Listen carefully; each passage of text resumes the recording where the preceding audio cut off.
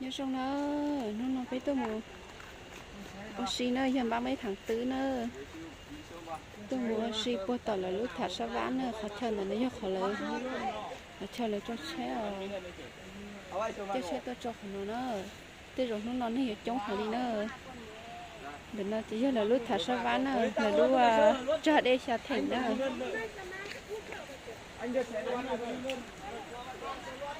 cho nên một say luôn cho đây xa thành còn nó rong cao hàng đi nữa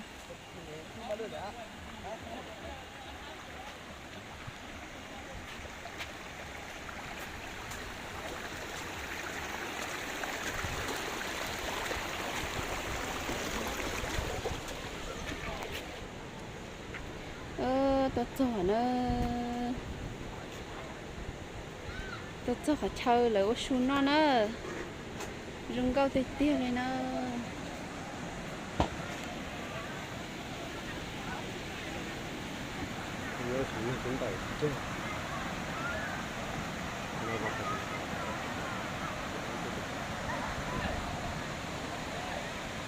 chứ nó cho đây sao thành là nữa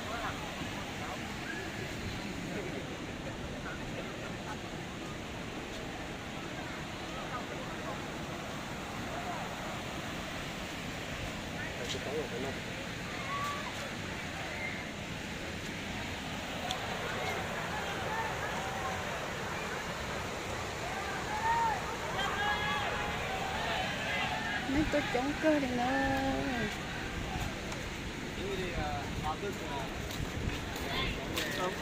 đây ngồi thầy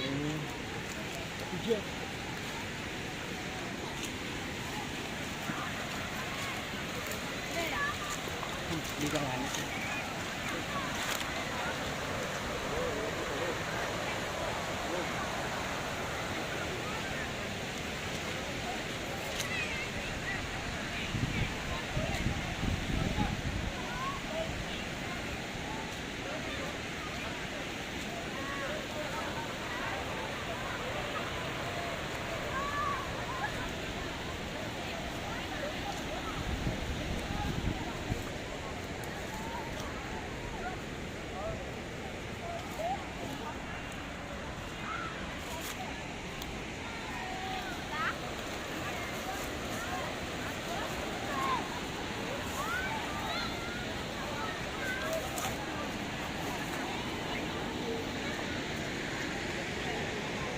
xuân đua lúc cho đây sao thành rồi nó mà tí chế mới sao thành có sắp đến nữa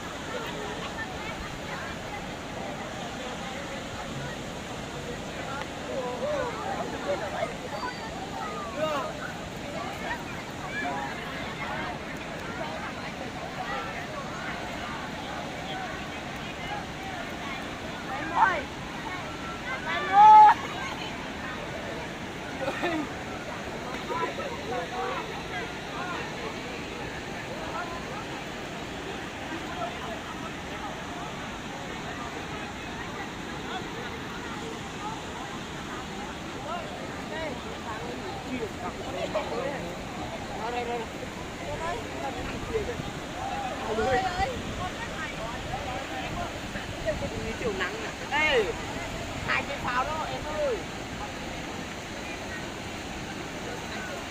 Bla, cầm 1 cái pháo đây.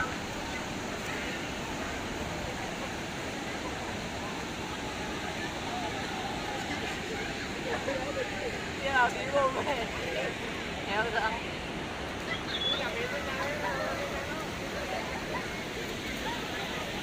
Em bắt cả pháo đây. Trời ơi.